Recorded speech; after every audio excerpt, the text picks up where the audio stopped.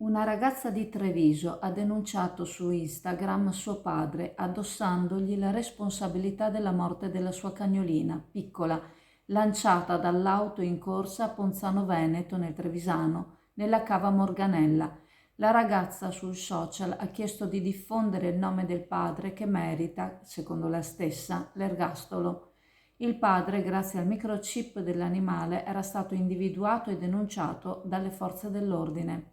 Nessuno merita una morte del genere, ha scritto la ragazza nelle sue stories, non accettando la fine fatta dalla cagnetta che l'ha accompagnata per tutta la vita e volendo che il colpevole, suo padre, paghi le conseguenze per aver fatto soffrire questa creatura indifesa, non riuscendo neppure a capire come abbia potuto compiere un gesto simile nei confronti di una creatura con cui lui stesso ha passato 18 anni.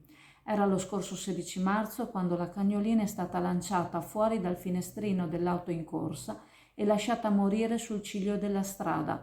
Un passante si è accorto dei lamenti, ha chiamato i soccorsi. Alcuni volontari dell'ENPA, Ente Nazionale Protezione Animali, erano nella zona e si sono presi in carico della cagnolina portandola in un ambulatorio, ma la povera creatura, nonostante le cure, è deceduta il giorno dopo.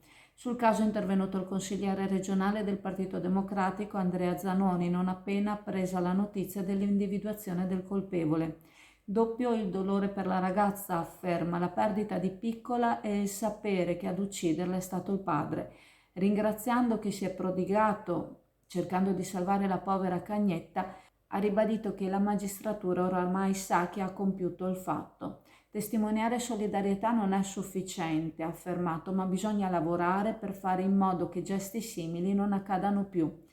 A tal proposito Zanoni ha ricordato il progetto di legge regionale per la tutela degli animali d'affezione, di cui è primo firmatario, che da 3 anni è ferma in commissione consiliare, tra l'altro oggetto di un recente appello anche da parte di ENPA.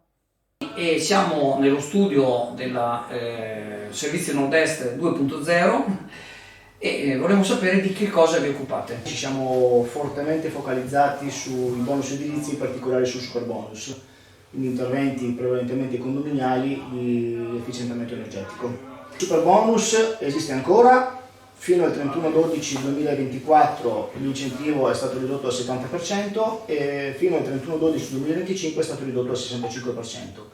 Per maggiori informazioni su superbonus e agevolazioni fiscali per le ristrutturazioni edilizie, Servizi Nord-Est 2.0, via Bembo, Sottomarina di Chioggia, Venezia.